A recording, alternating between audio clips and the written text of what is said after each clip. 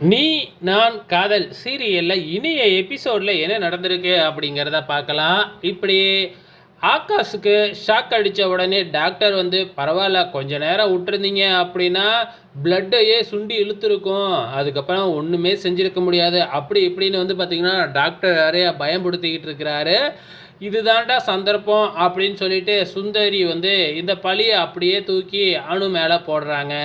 ஆகாஷுக்கு current அடிக்கிறதுக்கும் அணுவுக்கும் என்ன சம்மந்தம் அப்படிங்கிறது கூட தெரியல. இத்தனைக்கும் அணு தான் ஆகாஷையே காப்பாற்றினது. ஆனாலும் பழியை தூக்கி அணு மேலே சுந்தரி போட்டுக்கிட்டு இருக்கிறாங்க. ஸோ இதெல்லாம் கேட்டுக்கிட்டு இருக்கிற நம்ம அணு உடனே புறப்பட்டு கோயிலுக்கு போயிடுறாங்க.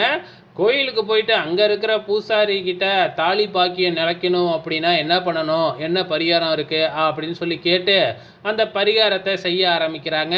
ஸோ நம்ம ப்ரொமோவிலேயே பார்த்துருப்போம், அங்கே கோயிலில் வந்து பார்த்திங்கன்னா வராண்டாவில் கொஞ்சம் தூரத்துக்கு உப்பை கொட்டி அதில் நடக்கிறாங்க முட்டி போட்டு.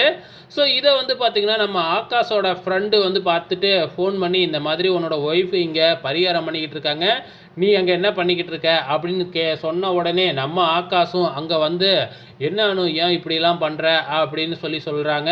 பரிகாரம் முடிஞ்ச கையோட அணு அதே இடத்துல மயக்கம் போட்டுடுறாங்க. நம்ம ஆகாஷ் அப்படியே 2 கையாலையும் தூக்கிக்கிட்டு ஹாஸ்பிட்டல் போயிட்டு அங்கே ட்ரீட்மெண்ட் பண்ணிவிட்டு அதுக்கப்புறம் அணுவை தூக்கிக்கிட்டு வீட்டுக்கே வராங்க. ஸோ இதை எல்லாமே சுந்தரி பார்க்குறாங்க. இந்த மகாராணியை எதுக்காக நீ இப்படி வீட்டுக்கு தூக்கிக்கிட்டு வர அப்படின்னு சொல்லி சத்தம் போட்டுக்கிட்டு இருக்கிறாங்க. இந்த சத்தம் வந்து அங்கே அபிக்கு கேட்டுடுது.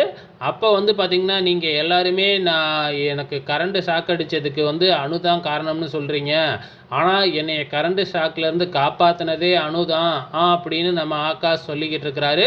இதை எல்லாமே வந்து பார்த்திங்கன்னா அபியும் கேட்டுக்கிட்டு தான் இருக்கிறாங்க. ஆக மொத்தத்தில் இனி எபிசோடு இது தாங்க கண்டென்ட்டு. நாளைக்கு வெயிட் பண்ணி பார்க்கலாம் என்ன நடக்க போகுதுன்னு.